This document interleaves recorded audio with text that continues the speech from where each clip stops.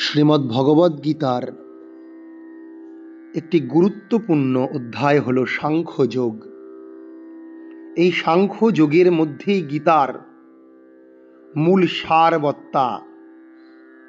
গীতার যে মূল উদ্দেশ্য, সেই পরমেশ্বরকে লাভ করা এবং আত্মজ্ঞান উপলব্ধি করা, জীবনের সুখ দুঃখ বিভিন্ন দ্বন্দ্বে নিজেকে অবিচলিত রাখা, নিজেদের জীবনের যে স্বধর্মগুলি আছে, কর্তব্য কর্ম, সেই কর্তব্য কর্ম পালন করা, নিষ্কাম কর্মের তত্ত্ব তথা নিজেদের বুদ্ধিকে অবিচলিত বা স্থির রাখা ইত্যাদি সমস্ত বিষয়ে এই সাংখ্যযোগে আলোচিত হয়েছে।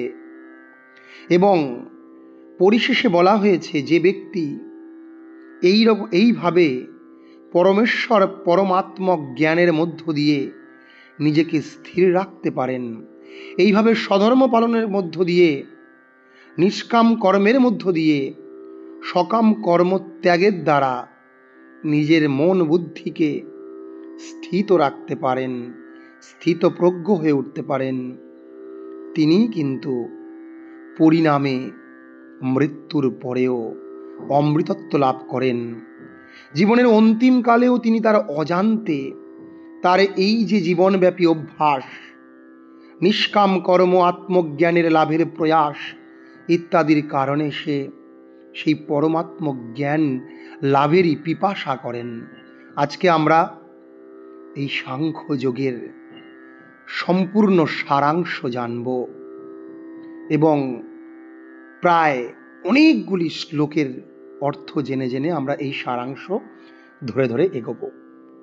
আমরা ইতিপূর্বে অর্জুন বিষাদ যোগ প্রথম অধ্যায়ে জেনেছিলাম যে অর্জুনের বিরাট দুঃখ হয়েছে, অর্জুনের মধ্যে মোহ উৎপন্ন হয়েছে, সে তার যুদ্ধক্ষেত্রে সম্পূর্ণ আত্মীয় স্বজন, তার পিতামহ ভীষ্ম, দ্রোণাচার্য, কৃপাচার্য, অস্ত্রগুরু সকলকে দেখে সে বলে উঠল সে আর যুদ্ধ করবে না। সে তার সমস্ত তীর ধনুক রথের উপরে রেখে সে চুপচাপ বসে পড়ল। তখন এই সাংখ্যযোগে দ্বিতীয় অধ্যায় প্রথম শুরু হচ্ছে সঞ্জয়ের বক্তব্য দিয়ে। যে সঞ্জয় দিব্য দৃষ্টি লাভ করেছিলেন, তিনি ধৃতরাষ্ট্রকে বলছেন কি না, তং তথা কৃপয়াবিষ্টম অশ্রুপূর্ণাকুলক্ষণম বিষিদন্তম ইদম বাক্যম উবাচ মধুসূদন। সঞ্জয় শ্রীকৃষ্ণকে বলছেন কি না, সঞ্জয় ধৃতরাষ্ট্রকে বললেন যে ভগবান শ্রীকৃষ্ণ অর্জুনকে এইভাবে অনুতপ্ত, ব্যাকুল এবং অশ্রুসিক্ত দেখে কৃপায় আবিষ্ট হয়ে পড়লেন। তখন শ্রীকৃষ্ণ মধুসূদন বন্ধু ভাবে, অত্যন্ত প্রীতিপূর্ণ ভাবে, অতি মিষ্টি স্বরে যে কথাগুলো বলতে লাগলেন তাই দ্বিতীয় অধ্যায়ে আছে, আপনি ধৃতরাষ্ট্র শুনুন। বলে ভগবান উবাচ, 2 নম্বর শ্লোক ভগবান বললেন, কুতস্ত্বাকস্মলমিদম, অর্থাৎ তোমার এই মহাযুদ্ধক্ষেত্রে হে প্রিয় অর্জুন, এই মোহ, এই সংকটময় যুদ্ধকালে, এই যুদ্ধস্থলে কোথা থেকে উপস্থিত হলো? যারা প্রকৃত জীবনের মূল্য বোঝে না, যারা অনার্যের মতো জীবনযাপন করে, তাদের পক্ষে এরকম শোকানলে দগ্ধ হওয়া শোভা পায়। কিন্তু এই যুদ্ধক্ষেত্রে একজন ক্ষত্রিয় বীর হয়ে তোমার যে মনোভাব, তা তোমাকে লাঞ্ছিত করবে, অপমানিত করবে, স্বর্গলোকে উন্নীত করবে না, পক্ষান্তরে তোমার সমস্ত যশ রাশিকে বিনষ্ট করে দেবে। তাই বললেন কি না, অনার্য জুষ্টম অস্বর্গম অকীর্তিকরম অর্জুন, অকীর্তি লাভ করবে হে অর্জুন। তাই শ্রীকৃষ্ণ প্রথমে তাকে বীরবাণী, অভয়বাণী দিলেন, বললেন ক্লৈব্যম মাস্ম গম পার্থ নৈতত্ত্বয়ুপপদ্যতে ক্ষুদ্রম হৃদয় দুর্বল্যম ত্যক্তোত্তিষ্ঠ পরন্তপ। হে অর্জুন, হে পার্থ, তুমি এই অসম্মানজনক যে ক্লীবতা, নপুংসকের মতো আচরণ, তার বশবর্তী হয়েও না। এই ধরনের আচরণ তোমায় পক্ষে কখনোই শোভা পায় না। হে পরন্তপ, তুমি একজন তপস্বী। হৃদয়ের দুর্বলতা পরিত্যাগ করে উঠে দাঁড়া, উত্তিষ্ঠত জাগ্রত প্রাপ্য বরান নিবোধত। তোমার লক্ষ্য হচ্ছে এই অধর্মরূপী কুরুকুলকে, কৌরবদেরকে বিনাশ করা এবং এই জগতে ধর্মের প্রতিষ্ঠা করা। তুমি সেই লক্ষ্য লাভের জন্য ওঠো। অর্জুন তখন কি বললেন যে কথম ভীষ্ম মহম সংখ্যে, হে মধুসূদন, এই যুদ্ধক্ষেত্রে ভীষ্ম এবং দ্রোণের মতো যে পরম পূজনীয় ব্যক্তিদের উপস্থিতি আমি দেখতে পাচ্ছি, যারা আমার গুরুদেব, যারা আমার পিতামহ, তাদেরকে আমি বাণের দ্বারা কিভাবে প্রতিদ্বন্দ্বিতা করব, কিভাবে হত্যা করব। অর্জুন আরো বললেন কিনা, গুরুণ হত্বা হি মহানুভাবান শ্রেয় ভক্তুম ভৈক্ষমপি হলোকে। আমার মহানুভাব এইসব শিক্ষা গুরুদের জীবন হানি করে এই জগৎ ভোগ করার থেকে বরং ভিক্ষা করে জীবন ধারণও অনেক বেশি মঙ্গলজনক, অনেক বেশি ভালো। তারা জড়জাগতিক লোভবশত হয়ে, লোভের বশবর্তী হয়ে হয়তো যুদ্ধক্ষেত্রে এখানে উপস্থিত হয়েছে, কিন্তু আমার পক্ষে এদেরকে হত্যা করা কখনোই শ্রেয়স্কর, কখনোই মঙ্গলময় হবে না। নচৈতদ বিদ্মহ কতরন্ন গড়ীয়। তাদের জয় করা ভালো। অর্জুন এবার কিছুটা দ্বন্দ্বগ্রস্ত হলেন, নাকি তাদের হাতে পরাজিত হওয়া ভালো। এই ভেবে অর্জুন কি করলেন, আরো নিজেকে দ্বিধাগ্রস্ত করে তুললেন। তখন তিনি এই ঘোর রণাঙ্গনে সকলের সামনে উপস্থিত সেই ধৃতরাষ্ট্রের যে সৈন্য, যে পুত্রেরা আছে, তাদের হত্যা করা হলে আমাদের আর বেঁচে থাকতে ইচ্ছা করবে না বলে একথা অর্জুন বললেন। আমি বেঁচে থেকে কি লাভ? অর্জুনের মধ্যে একটা ভীতি, একটা হতাশা এসে গেল। সে বলল কিনা, কার্পণ্য দোষ পহত স্বভাবা, কার্পণ্যজনিত দুর্বলতার প্রভাবে আমি এখন কিং কর্তব্য বিমূঢ় হয়েছে। অর্জুন নিজে স্বীকার করছে কোনটা তার কর্তব্য সে এখন বুঝতে পারছে না। আমার কর্তব্য সম্বন্ধে বিভ্রান্ত হয়ে আমি এখন তোমার অর্থাৎ শ্রীকৃষ্ণের শরণাপন্ন হয়েছি। তুমি আমাকে বলো দয়া করে আমি এখন কি করব, সেই প্রকৃত শিক্ষা আমাকে দাও। নাহি প্রপশ্যামি মমাপুনুদ্যাদ। আমার এই ইন্দ্রিয়গুলিকে জ্বালিয়ে দিচ্ছে এমন যে শোক, সেই শোকের অনল থেকে আমি কিছুতেই যেন নিষ্কৃতি পাচ্ছি না। স্বর্গের দেবতাদের আধিপত্য লাভের মতো যে সুখ এই পৃথিবী লোককে ভোগ করে হয়তো আমি জয় করে লাভ করতে পারবো, কিন্তু তাতে আমার শোক কিন্তু কিছুতেই বিনষ্ট হচ্ছে না, এই ধরনের চিন্তা করেও। তখন সঞ্জয় ধৃতরাষ্ট্রকে বললেন নাকি অর্জুনের কি পরিস্থিতি হলো। এবমুক্ত্বা ঋষিকেশম গুরাকেশ পরন্তপ নজৎসৈতি গোবিন্দ উক্ত্বা তুষ্ণীম ভবুঃ। এই কথা বলে সঞ্জয় ধৃতরাষ্ট্রকে জানালেন যে অর্জুন কিন্তু এইসব নানান তার মনের ভাবনা, তার শোকের কথা জানিয়ে চুপ করে রইলেন। এইবার তম উবাচ ঋষিকেশ প্রহসন্নিব ভারত। তখন সেই অর্জুনকে ভরতবংশীয় ধৃতরাষ্ট্র, আপনি জেনে রাখুন, তখন সেই অর্জুনকে শ্রীকৃষ্ণ যা স্মিত হেসে যা যা উপদেশ দিলেন উভয় সেনার মাঝখানে, তা এখন আমি আপনাকে বলছি। প্রথমেই তিনি অর্জুনকে বললেন, অসচ্চানন্য শোচস্তম। হে অর্জুন, তুমি যে বিষয়ে শোক করছো তা কিন্তু শোক করা উচিত নয়, বরং তুমি মূর্খের মতো শোক করে পণ্ডিতের মতো কথা বলছো। কারণ তুমি জানো না, নত্বেবাহম জাতু নাসম নত্বম নেমে জনাধিপাহা নচৈব ন ভবিষ্যামহ। সর্বে বয়মতঃ পরম।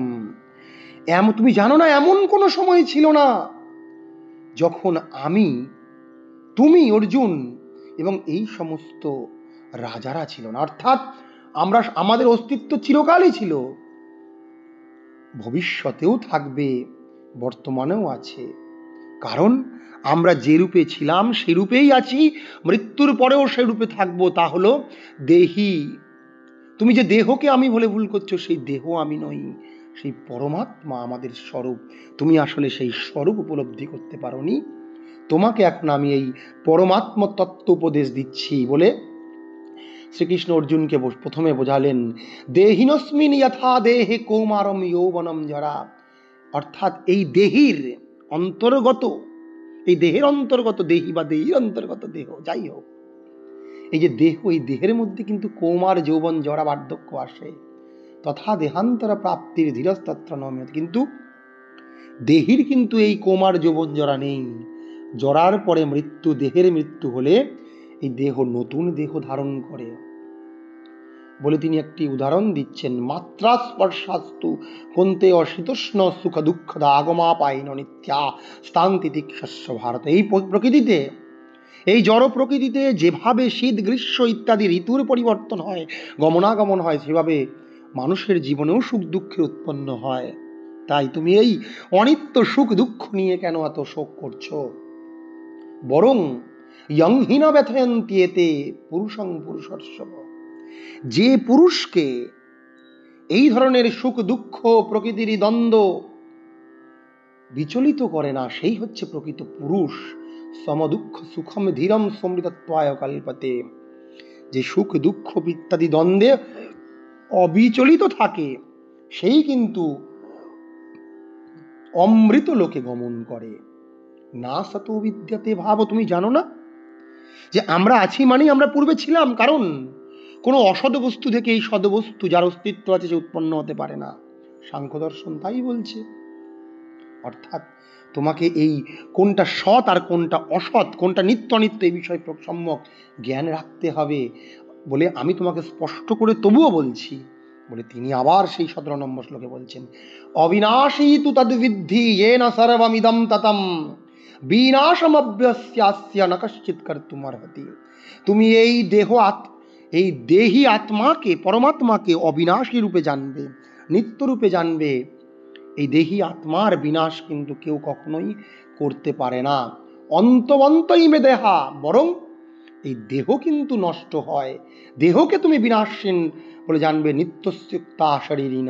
যা এই দেহির অন্তর্গত চক্ষু কর্ণ নাসিকা ইত্যাদি যে বিভিন্ন একাদশ ইন্দ্রিয়ের দ্বারা পরিমণ্ডিত, তা কিন্তু অনিত্য, বিনাশশীল। অনাশীন অপ্রমেয়স্য তস্মাৎ যুদ্ধস্য ভারত। তুমি সেই অবিনাশী এবং অপ্রমেয়, যাকে পরিমাপ করা যায় না, সেই পরমাত্মার কথা চিন্তা করে অবশ্যই তুমি যুদ্ধ করো বলে এইভাবে শ্রীকৃষ্ণ অর্জুনকে নানান উপদেশ দিলেন। ইয়া এনাম ব্যক্তি হন্তারাম যস্যৈনম মন্যতে হতম। যে এই পরমাত্মাকে হত্যাকারী বা হত হয়েছে বলে জানে, তারা দুটোই কিন্তু সে ভুলে জানে। অর্থাৎ তাদের জানা কিন্তু ঠিক নয়। আরো স্পষ্টভাবে বলছি, শোনো, এই পরমাত্মা কিরকম? না জায়তে ম্রিয়তে বা কদাচিৎ। কখনোই জন্ম হয় না, মৃত্যু হয় না। নায়ম ভূত্বা ভবিতা ন ভূয়। এ পূর্বেও কখনো জন্মায়নি, এখনো জন্মাচ্ছে না, ভবিষ্যতেও এর কখনো জন্ম হবে না। অজ, এই পরমাত্মা হচ্ছে অজর, নিত্য, শাশ্বত, অয়ম পুরাণ। অর্থাৎ আদি অনন্তকাল থেকে আছে, থাকবে। ন হন্যতে হন্যমানে শরীরে। এই শরীর ধ্বংস হয়ে গেলেও এই পরমাত্মাকে কিন্তু কখনোই হত্যা করা যায় না। এইভাবে কি সুন্দরভাবে শ্রীকৃষ্ণ অর্জুনকে আত্মতত্ত্ব উপদেশ দিতে লাগলেন। বেদা বিনাশিনম নিত্যম। তুমি এই বেদ, এই পরমাত্মাকে অবিনাশী বলে জানবে, যা তোমাকে আগেও বলেছি। কথম স পুরুষ পার্থ। যে জানবে, যে এইরকম জানে, সেই পুরুষকেও কিন্তু কেউ কোনো হত্যা করতে পারে না বলে তিনি পরমাত্ম তত্ত্ব আরো সুন্দর উপমা দিয়ে বলছেন। বাসাংসি জীর্ণানি যথা বিহায়। অর্থাৎ এই শরীর যেমন বস্ত্র জীর্ণ হয়ে গেলে, পুরনো হয়ে গেলে তাকে ত্যাগ করে নতুন বস্ত্র ধারণ করে, তেমনি এই পরমাত্মাও এই দেহ জীর্ণ বিজীর্ণ জরাগ্রস্ত হয়ে গেলে নতুন দেহ ধারণ করে। এই পরমাত্মাকে নৈনাম ছিন্দন্তি শস্ত্রাণি, কোনো ধারালো অস্ত্র শস্ত্র দিয়ে ছিদন করা যায় না। দহতি পাবকহন, একে অগ্নি কখনো দগ্ধ করতে পারে না।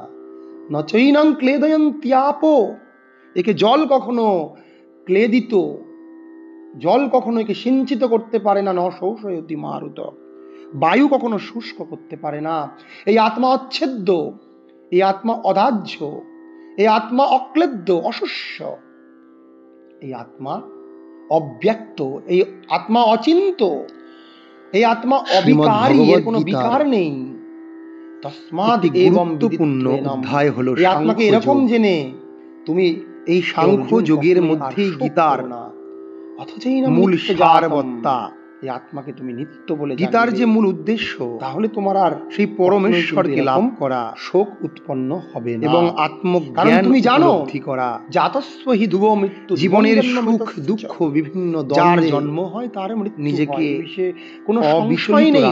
তাই এই দেহ জন্ম উৎপন্ন হয়েছে, নিজেদের জীবনের যে স্বধর্মগুলি আছে, কর্তব্য কর্ম, তাই অপরিহার্য দেহের কর্তব্য কর্ম পালন করা ভেবে তুমি কখনোই নিষ্কাম কর্মের তত্ত্ব অব্যক্তানি ভূতানি ব্যক্তমধ্যানি ভারত বা স্থির রাখা ইত্যাদি সমস্ত বিষয়ে এই সাংখ্য জীব আলোচিত হয়েছে। উৎপন্ন হওয়ার এবং পরিশেষে বলা হয়েছে যে ব্যক্তি এবং এই রকম বর্তমানে তারা পরমেশ্বর পরমাত্মার জ্ঞানের মধ্য দিয়ে নিজেকে স্থির রাখতে পারেন, সুতরাং এইভাবে স্বধর্ম পালনের মধ্য দিয়ে কোনো কারণ নিষ্কাম কর্মের মধ্য দিয়ে তুমি এখন দেখছো এই দেহ কাম কর্ম ত্যাগের দ্বারা এখন প্রকাশিত হয়েছে, নিজের মন বুদ্ধি বিনাশের পরে ধ্বংস হবে।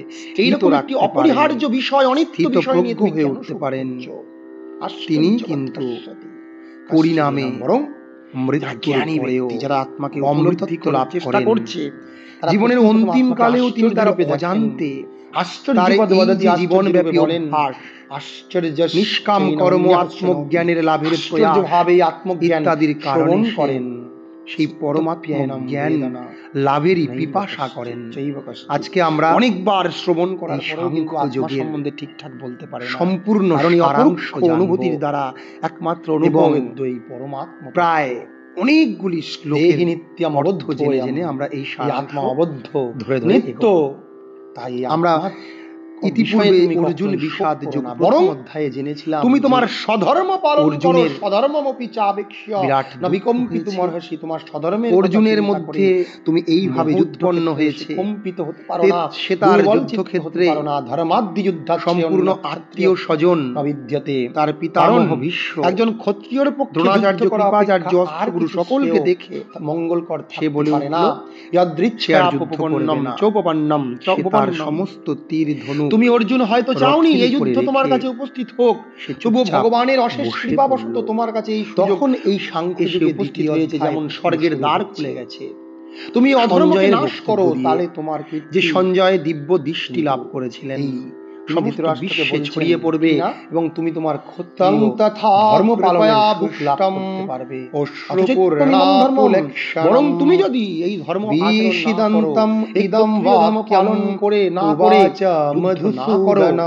তুমি তোমার ধর্ম অর্থাৎ ক্ষত্রিয় ধর্ম বলছেন শিষ্টের পালন, দুষ্টের ধৃতরাষ্ট্রকে বললেন সেই কর্তব্য কর্ম থেকে তুমি ভগবান শ্রীকৃষ্ণ অর্জুনকে এই হারিয়ে কৃত্রিম চাহিত্য ব্যাকুল তুমি পাপের এবং অশ্রুসিদার দেখে এবং এই অকীর্তি অকীর্তিম চাপি ভূতানি সমস্ত লোক তোমার অকীর্তির কথা জনে জনে ছড়িয়ে পড়বে, অত্যন্ত অপ্রীতিপূর্ণ ভাবে অপবাদের মতো চারিদিকে, জীবাণুর মতো ভাইরাসের মতো চারিদিকে ছড়িয়ে, যে কথাগুলো সবাই বলবে ভয়ানক বলতে লাগলেন। তাই দ্বিতীয় অধ্যায়ে আছে অর্জুন আপনি ভয় পেয়ে পলায়ন করে ভগবান যারা তোমাকে ভালো বলতো, যারা তোমার প্রিয় সখা, যারা তোমাকে সম্মান করতো, কিন্তু তোমার অর্থাৎ না করবে তোমার এবং অবাচ্যবাদাং, যে কথা বলা উচিত নয় তোমার সম্বন্ধে সে কথা বলবে। নিন্দন্তস্তব সামর্থ্যম, তোমার সামর্থ্যকে এমন নিন্দা করবে, তার থেকে দুঃখতর বিষয় আর কি হতে পারে। তাই তুমি যুদ্ধ করো, কারণ তুমি জানবে যুদ্ধক্ষেত্রে হতৌ বা প্রাপ্স্যসি স্বর্গম।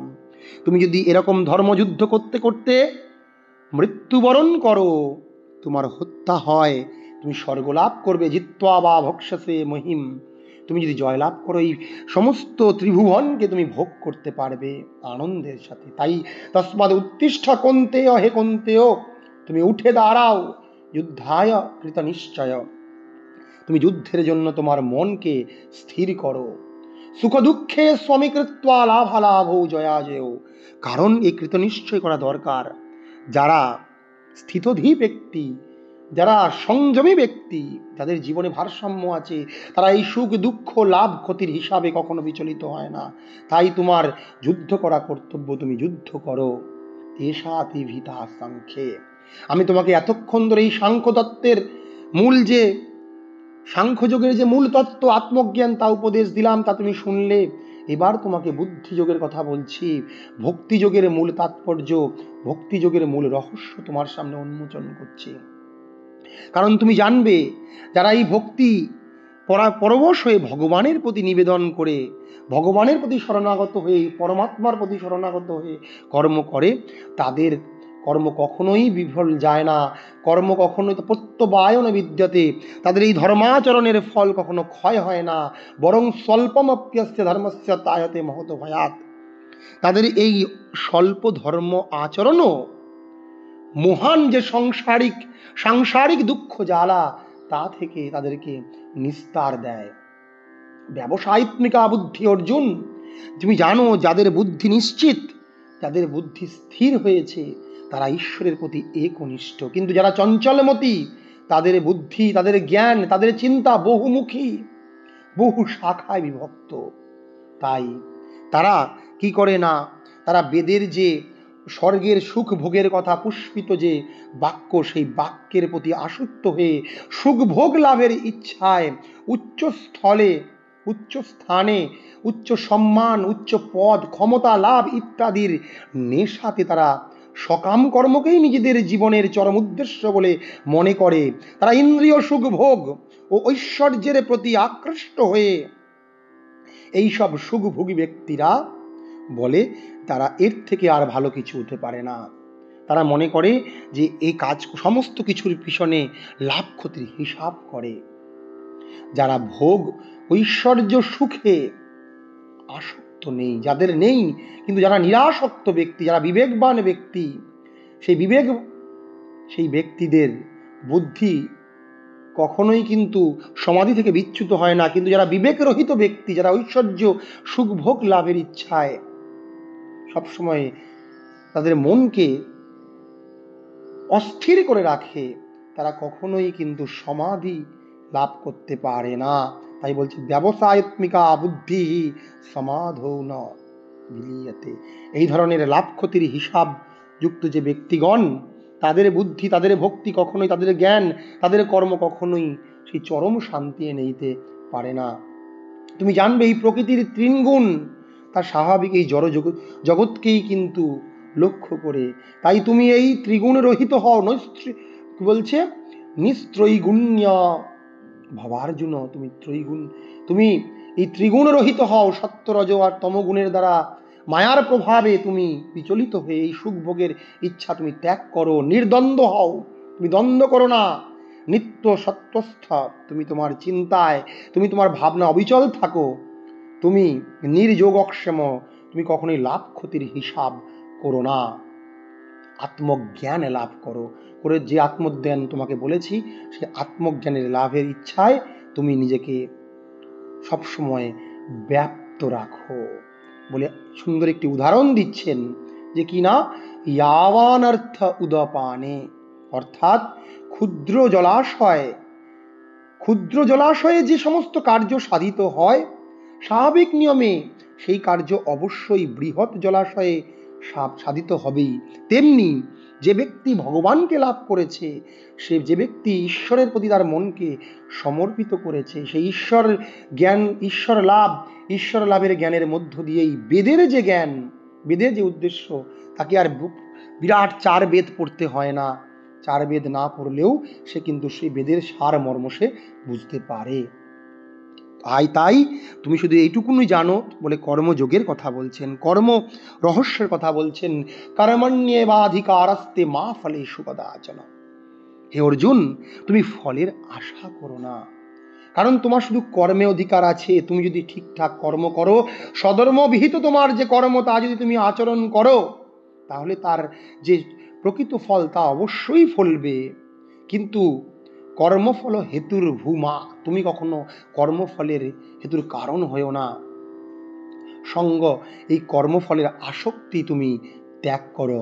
যোগস্থা কুরু কর্মাণি, তুমি তোমার মনকে সংযত করে সমস্ত সঙ্গ ত্যাগ করে তুমি কাজ করো। হে ধনঞ্জয়, সিদ্ধ্যা সিদ্ধ্যও সমভূত্বা, এই কর্ম করতে করতে তুমি যদি জয়লাভ করো, তুমি যদি সফল হও, যদি তুমি পরাজয় লাভ করো, অসিদ্ধ হও, তুমি কিন্তু কখনোই বিচলিত হয়েও না। এই কথা বলে অর্জুনকে শ্রীকৃষ্ণ নানান বুদ্ধিযোগের উপদেশ দিচ্ছেন। বলছেন, এই বুদ্ধিযোগের ভক্তির অনুশীলন করে তুমি সকাম কর্ম থেকে দূরে থাকো। যারা কর্মের ফল ভোগ করতে চায় তারা কৃপণ ব্যক্তি। তাই বলা হচ্ছে কি, বুদ্ধৌ শরণম অনিচ্ছা কৃপণাঃ ফলহেতবঃ। ফলের হেতু যারা হয় তারা অত্যন্ত কৃপণ ব্যক্তি। তুমি বুদ্ধিযুক্ত হয়ে তুমি সেই ভক্তিযোগের কথা স্মরণ করে তুমি এই সুখ ভোগ লাভের ইচ্ছা ত্যাগ করো। যিনি ভগবদ ভক্তির অনুশীলন করেন তিনি এই জীবনেই পাপ পুণ্য উভয় থেকে মুক্তি লাভ করেন। কি সুন্দর কথা! যদি জড়জাগতিক ভোগ লালসা না থাকে, তিনি ইহজগতেই পাপ পুণ্যের যে বন্ধন তা থেকে মুক্তি হন। সুতরাং হে অর্জুন, শ্রীকৃষ্ণ বলছেন, তুমি নিষ্কাম কর্মযোগের অনুশীলন করো, সেটাই তোমার পক্ষে কিন্তু সব থেকে মঙ্গলজনক হবে। এইভাবে শ্রীকৃষ্ণ অর্জুনকে নানানভাবে কর্মতত্ত্বের উপদেশ দিচ্ছেন। বলে উদাহরণ দিচ্ছেন, মনীষীগণ ভগবানের সেবায়, যারা মনীষীগণ যেমন চৈতন্যদেব, ঠাকুর শ্রী রামকৃষ্ণ যুক্ত হয়ে ভগবানের শরণাগত হন, বলছেন না, কর্মজম বুদ্ধিযুক্তা হি ফলম ত্যক্ত্বা মনীষিণঃ, বলে একটি উদাহরণ দিচ্ছেন। যে সৎ ব্যক্তি, যারা মহান ব্যক্তি, তারাও কিন্তু এইভাবে আচরণ করেছেন। তুমিও এই নিষ্কাম কর্মের আচরণ করো, যা বেদ উপনিষদে বলা হয়েছে। তখন অর্জুন আরেকটি প্রশ্ন করছেন তাকে, যে আমি করব, কিন্তু আমি আমার মনকে কিভাবে স্থির করব? আমি স্থিতপ্রজ্ঞ কিভাবে হব? স্থিতপ্রজ্ঞস্য কা ভাষা সমাধিস্থস্য কেশব, স্থিতধিঃ কিম প্রভাষেত, কিম আশেত ব্রজেত কিম। স্থিতপ্রজ্ঞ ব্যক্তির ভাষাটা কি? কিভাবে বুঝতে পারবো ইনি স্থিতপ্রজ্ঞ ব্যক্তি? যে সমাধিস্থ হয় তার লক্ষণই বা কি? স্থিতধি যিনি ব্যক্তি, তিনি কিরকম ভাবে কথা বলেন, তিনি কোন স্থানে অবস্থান করেন, কিভাবে তিনি ভ্রমণ করেন, তিনি কি ধরনের আচরণ করেন, আমাকে আপনি বলুন। ভগবান উবাচ, ভগবান তখন 55 নম্বর শ্লোক থেকে এবার স্থিতপ্রজ্ঞ ব্যক্তির নানান লক্ষণ এবং স্থিতপ্রজ্ঞ হওয়ার জন্য অর্জুনকে উপদেশ দিচ্ছেন। প্রজহাতি যদা কামান সর্বান প্রার্থ মনোভবান। অর্থাৎ ভগবান বললেন, হে পার্থ, যে মানুষ যখন, হে পার্থ, মানুষ যখন মানসিক জল্পনা কল্পনা থেকে উদ্ভূত সমস্ত মনোগত কামকে, মন থেকে ইচ্ছা হয়েছে, পরিত্যাগ করে এবং তার মন যখন আত্মাতেই পূর্ণ পরিতৃপ্তি লাভ করে, তখন কিন্তু সে আত্মন্যেব আত্মনা তুষ্ঠ স্থিতপ্রজ্ঞস্তদুচ্যতে, সে নিজেই নিজেতে তুষ্ট থাকে আত্মজ্ঞানে, তখন কিন্তু সে স্থিতপ্রজ্ঞ হয়। এটা বুঝতে হবে। অর্থাৎ সন্তুষ্টির তুল্য, মা সারদা দেবী বলছেন না, সন্তুষ্টির তুল্য সুখ নেই। সন্তুষ্ট হওয়ার কথা শ্রীকৃষ্ণ অর্জুনকে বললেন এবং আরো বললেন, দুঃখেষু অনুদ্বিগ্ন মনা সুখেষু বিগত স্পৃহ। তুমি দুঃখে বেশি উদ্বিগ্ন বিচলিত হয়েও না, সুখে অত্যন্ত আহ্লাদিত হয়েও না। বিতরাগ ভয় ক্রোধা, ভয় ক্রোধে তুমি রাগ শূন্য হও, অনুরাগ শূন্য হও। এইরকম ব্যক্তিকে কিন্তু স্থিতধীর মুনির উচ্চতে। ইয়া সর্বত্রাভি স্নেহস্তৎ, যে না, যে জড়জগতে যিনি সমস্ত জড় বিষয়ে আসক্তি রহিত, যে সমস্ত জড়জগতে জড়জগতিক বিষয় সম্বন্ধে আসক্তি রহিত, যিনি প্রিয় বস্তু লাভে আনন্দিত হন না এবং অপ্রিয় বিষয় উপস্থিত হলে দুঃখিত হন না, অর্থাৎ বিপরীত পরিস্থিতিতে যিনি সমান থাকেন, তিনি কিন্তু স্থিতপ্রজ্ঞ। তোমার মনকে অর্জুন তুমি এইভাবে স্থির করো। এই যুদ্ধক্ষেত্রে তুমি একটা বিপরীত পরিস্থিতি তোমার মনের মধ্যে উপস্থিত হয়েছে, তুমি সামনে আত্মীয় স্বজনদের থেকে বিচলিত হয়েছ, এটা কখনোই করো না। তুমি তোমার ইন্দ্রিয়গুলোকে বারংবার সংযত করো। দেহ বিশিষ্ট জীব কি করে না, ইন্দ্রিয় দুঃখ ভোগ থেকে নিবৃত হতে পারে না। যারা যে দেহ বিশিষ্ট জীব, সে ইন্দ্রিয় সুখভোগ থেকে নিবৃত হতে পারে, কিন্তু তবুও ইন্দ্রিয় সুখভোগের আসক্তি থেকে যায়। কিন্তু উচ্চতর যে ব্যক্তি, যার মন স্থির হয়েছে, সে কিন্তু এই ইন্দ্রিয় সুখভোগ থেকে নিজেকে বিব্রত রাখতে পারে, নিবৃত্ত রাখতে পারে। অতএব তুমি এই ইন্দ্রিয়গুলোকে সংযত করো। এবং শ্রীকৃষ্ণ আরো বলছেন যে যিনি আমার প্রতি উত্তম ভক্তি পরায়ণ হয়ে তার ইন্দ্রিয়গুলোকে সম্পূর্ণরূপে বশীভূত করেছেন, তিনি স্থিতপ্রজ্ঞ। আমাদের সমস্ত দুঃখের মূল কারণ হচ্ছে চক্ষু, কর্ণ ইত্যাদি ইন্দ্রিয়। তাই বলছেন তানি সর্বাণি সংযম, তানি বলতেছে ইন্দ্রিয়গুলোকে যুক্ত আশিত মৎপরহ। শ্রীকৃষ্ণ বলছেন ভগবানের প্রতি যিনি শরণাগত হন। এইবার দ্বিতীয় অধ্যায়ের আবার সেই 62-63 নম্বর শ্লোকে দারুণ একটি বিষয় বলা হচ্ছে। এই দুঃখের উৎপন্ন কারণ কিভাবে হয়, কামনা কিভাবে মানুষকে ধ্বংসের দিকে নিয়ে যায়। বলছেন ধ্যায়তো বিষয়ান পুংসঃ সঙ্গস্তেষু উপজায়তে সঙ্গাৎ সঞ্জায়তে কাম, কামাৎ ক্রোধো বিজায়তে। কি সুন্দরভাবে বলছেন। কোনো মানুষ, কোনো ব্যক্তি যদি কোনো বিষয়ের বারংবার চিন্তা করে, সেখান থেকে সেই ব্যক্তির সঙ্গ উৎপন্ন হয়, অর্থাৎ কামনা জন্মায়। সঙ্গাৎ সঞ্জায়তে কাম, কামাৎ ক্রোধ বিজায়তে, কাম থেকে সেই বিষয় না পেলে তার ক্রোধ উৎপন্ন হয়। ক্রোধাদ ভবতি সম্মোহ, ক্রোধ থেকে সম্মোহ, আর সম্মোহ হলে তার স্মৃতি বিভ্রম, সে ভুলে যায় সে ক্ষত্রিয় কি ব্রাহ্মণ।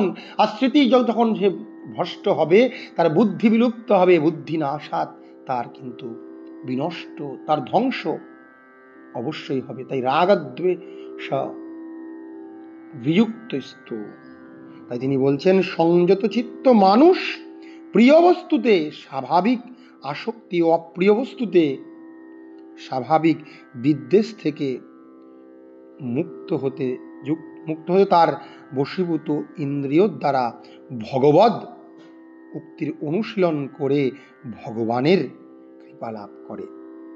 অর্থাৎ প্রিয় অপ্রিয় বস্তুতে সে বিচলিত হওয়া চলবে না, ভগবানের চিন্তা করে সে সমান থাকলে তবেই কিন্তু সে ভগবানকে লাভ করতে পারবে, শান্তি লাভ করবে।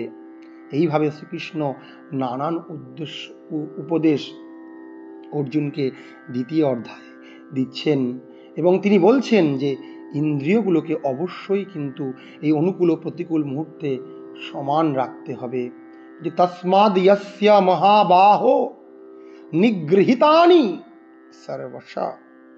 সুতরাং হে মহাবাহো অর্জুন, তুমি জেনে রাখো যার ইন্দ্রিয়গুলি ইন্দ্রিয়ের বিষয় থেকে সর্বপ্রকার নিবৃত্ত হয়েছে, তিনি স্থিতপ্রজ্ঞ। নিগৃহীতানি সর্বশঃ ইন্দ্রিয়াণি ইন্দ্রিয়ার্থেভ্যস্তস্য প্রজ্ঞা প্রতিষ্ঠিতা, তিনি কিন্তু স্থিতপ্রজ্ঞ হয়েছেন। ইয়া নিশা সর্বভূতানাং তস্যাম জাগর্তি সংযমী যস্যাম জাগ্রতি ভূতানি সা নিশা পশ্যতো মুনেঃ। যখন সাধারণ মানুষ রাত্রিকালে ঘুমায়, যে স্থিতপ্রজ্ঞ ব্যক্তি সেই রাত্রিতেই ভগবানের চিন্তায় জাগরিত থেকে আত্মবুদ্ধিনিষ্ঠ আনন্দকে, সেই পরম ব্রহ্মকে, ব্রহ্মানন্দকে সাক্ষাৎ অনুভব করেন। যদি স্থিতপ্রজ্ঞ কেউ হতে পারে বলে একটি সুন্দর উপমা দিচ্ছেন। আপুর্যমানম অচল প্রতিষ্ঠম সমুদ্রমাপঃ প্রবিশন্তি যদ্বদ তদ্বদ কামা ইয়ং প্রবিশন্তি সর্বে স শান্তিমাপ্নোতি ন কামকামী। বলছে এই বিরাট সমুদ্রের মধ্যে যখন নোংরা সাধারণ জল ঢোকে, সে যেমন সমুদ্রকে কখনোই সে কি পূর্ণ করতে পারে? সমুদ্র নিজে থেকেই পূর্ণ। সমুদ্রের জলের যেমন কোনো পরিবর্তন করতে পারে না, সমুদ্রের জলের যে ধর্মতা থাকে, তেমনি যে স্থিতপ্রজ্ঞ ব্যক্তি তার মধ্যেও তাকে কখনোই এই জাগতিক যে কামনা বাসনা ইত্যাদি তাকে বিক্ষুব্ধ করতে পারে না। এই জাগতিক যে কামসমূহ সেগুলো তাকে কখনোই বিচলিত করতে পারে না। এবং স্থিতপ্রজ্ঞ ব্যক্তি এইভাবে চিরকাল শান্তি লাভ করে। বিহায় কামান্য সর্বান পুমাংশ্চরতি নিঃস্পৃহ। যে ব্যক্তি সমস্ত কামনা বাসনা পরিত্যাগ করে জড় বিষয়ের প্রতি নিষ্প্রিয় হয়ে নিরহংকার এবং মনস্থ বোধ করেন, নাকি না মমত্ব বোধ করেন, খুব আত্মোপলব্ধি করেন, বোধ রহিত হয়ে বিচরণ করেন, জাগতিক সুখ ভোগ ইত্যাদি পরিত্যাগ করছেন, মমত্ব বোধ রহিত হচ্ছেন, অর্থাৎ কামনা বাসনা থেকে, তিনি কিন্তু প্রকৃত শান্ত লাভ করবেন। তিনি তো পরিতৃপ্ত, তিনি সন্তুষ্ট। এষা ব্রাহ্মী স্থিতি পার্থ নৈনাম প্রাপ্য বিমুহতি স্থিত্বাস্যন্তকালেপি ব্রহ্ম নির্মাণ মৃচ্ছতি। একদম শেষ শ্লোকে বলছেন এই প্রকারের স্থিতিকেই ব্রহ্মস্থিতি বলে, অর্থাৎ সমাধি অবস্থা।